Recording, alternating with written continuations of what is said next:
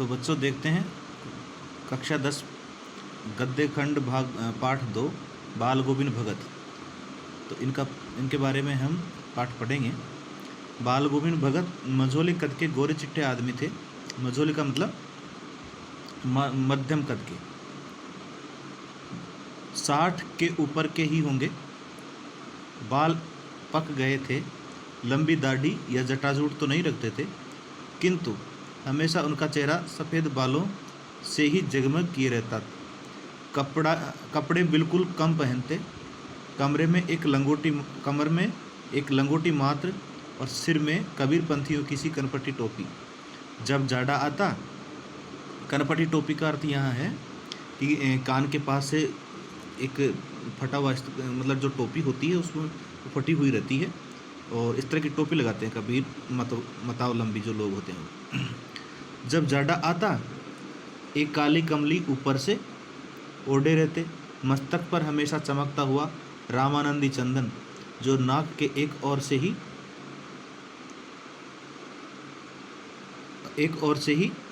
छोर से ही औरतों के टीके की तरह शुरू होता। गले में तुलसी की जड़ों की एक बेडोल माला बांधे रहते। ऊपर की तस्वीर में यह नहीं माना जाए कि बाल गोविंद भगत साधु थे, नहीं, बिल्कुल गृहस्थ। उनकी गृहस्थी की तो मुझे याद नहीं, उनके बेटे और पतोहू को तो मैंने देखा था। थोड़ी खेतीबाड़ी भी की थी, थोड़ी मतलब अर्थात उनके पास खेत खलिहान सब कुछ थे। उनका एक बेटा था जिसके एक बहू भी थी, और एक अच्छा साफ सुथरा मकान उनका था। तो जिस तरह का यहाँ पर वर्णन किया गया है, इसका मतलब वो साधु नहीं थे, गृहस्थ थे, किंतु आचरण साधुओं जैसा था। किंतु खेतीबाड़ी करते, परिवार रखते भी बाल गोविंद भगत साधु थे। साधु की सब परिभाषाओं में खरे उतरने वाले। कबीर को साहब मानते थे। साहब का अर्थ है यहाँ पर स्वामी, अपना गुरु या अपना ईश्वर। उन्हीं के गीतों को गाते, उन्हीं के आदर्शों पर चलते, कभी झूठ नहीं बोलते, खरा व्यवहार रखते, किसी से भी दो टूक बात करने में संकोच नहीं करते, न किसी से खामखा झगड़ा मोल लेते, किसी की चीज़ नहीं छूते, न बिना पूछे व्यवहार में लाते। इस नियम को कभी कभी इतनी बारीकी तक ले जाते कि लोगों को कुतूहल होता। कभी वह दूसरे के खेत में शौच के लिए भी नहीं बैठते। वह गृहस्थ थे, लेकिन उनकी सब चीज़ साहब की थी। जो कुछ खेत में पैदा होता, सिर पर लाद कर उसे पहले साहब के दरबार में ले जाते, जो उनके घर से 4 कोस दूर पर था। एक कबीरपंथी मठ से मतलब वह दरबार में भेंट रूप रख लिया जाकर प्रसाद रूप में जो उन्हें मिलता उसे घर लाते और उसी से गुजर चलाते। अब इस पैराग्राफ में अब तक ये बताया गया है कि उनके पास जो खेत था उसमें जो कुछ भी पैदावार होती थी वो कबीर मठ में वो ले जाते थे, वहाँ उनके सामने रखते और उनको गुजर चलाने के लिए जो वहाँ से मिलता उसी से अपना काम चलाते थे। ऐसे नियमों में वो बंधे हुए थे। इन सब के ऊपर मैं तो मुग्ध था उनके मधुर गान पर, जो सदा सर्वदा ही सुनने को मिलते। कबीर के वे सीधे साधे पद जो उनके कंठ से निकलकर सजीव हो उठते। आषाढ़ की रिमझिम है, समूचा गांव खेतों में उतर पड़ा है। कहीं हल चल रहे हैं, कहीं रोपनी हो रही है। धान के पानी भरे खेतों में बच्चे उछल रहे हैं। औरतें कलेवा लेकर मेड़ पर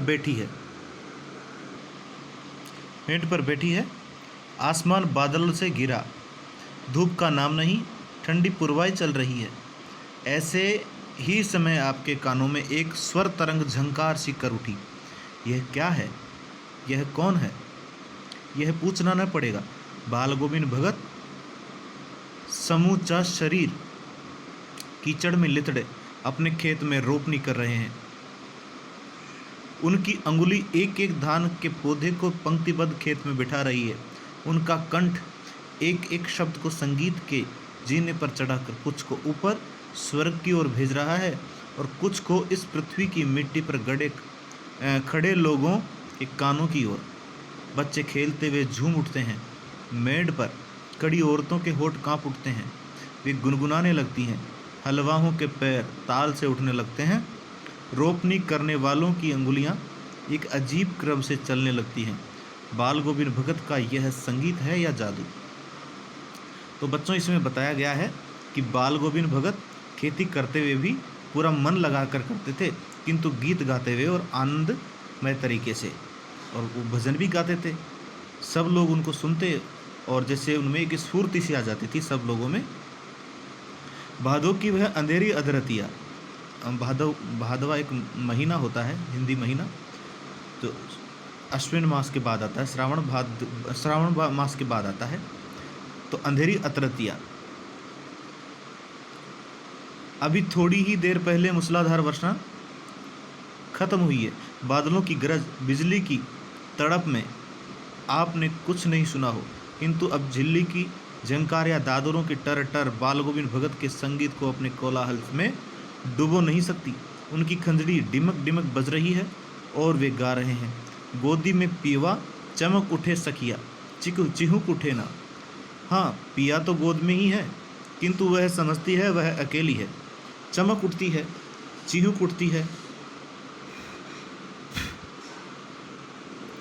उसी भरे बादलों वाले भादों की आधी रात में उनका यह गाना अंधेरे में अकस्मात कौंध उठने वाली बिजली की तरह किसे न चौंका देता। अरे अब सारा संसार निस्तब्धता में सोया है, बाल गोविंद भगत का संगीत जाग रहा है, तेरी गठरी में लागा चोर, मुसाफिर जाग जरा। बच्चों, यहाँ ये बताया गया है कि बाल गोविंद भगत जब गाते हैं तो वो एक आध्यात्मिक राग के रूप में गाते हैं, क्योंकि जैसा बताया गया है वे कबीर के को अपना साहब मानते हैं, गुरु मानते हैं, और उनको अपना स्वामी ईश्वर मानते हैं। तो इस प्रकार वे कहते हैं कि तेरी गोदी में पीवा चमक उठे सखिया, चिहुक उठे ना। पिया तो गोद में ही है, किंतु वह समझती है कि वह अकेली है, अर्थात आत्मा में ही परमात्मा का निवास, अर्थात पिया का निवास है, इसलिए फिर भी आत्मा समझती है कि वह अकेली है। तो इस प्रकार ऐसा वो मानते हैं। कार्तिक आया नहीं कि बाल गोविंद भगत की प्रभातियाँ शुरू हुई। प्रभाती कहते हैं प्रातःकाल में गाया जाने वाला जो राग होता है उसे प्रभाती कहते हैं। सो फागुन तक चला करती। इन दिनों तो यानी पूरे सर्दी के महीनों में वो सर्दी में ये भजन गाते थे, गीत गाते थे। इन दिनों वह सवेरे ही उठते, न जाने किस वक्त जाग कर वह नदी स्नान को जाते, गांव से 2 मील दूर। वहां से नहा धोकर लौटते और गांव के बाहरी पोखरे के ऊंचे भिंडे पर अपनी खंजड़ी लेकर जा बैठते और अपने गाने टेरने लगते। मैं शुरू से ही देर तक सोने वाला हूँ, किंतु एक दिन माघ की उस दांत किटकिटाने वाली भोर में भी उनका संगीत मुझे पोखरे पर ले गया। पोखर कहते तालाब को।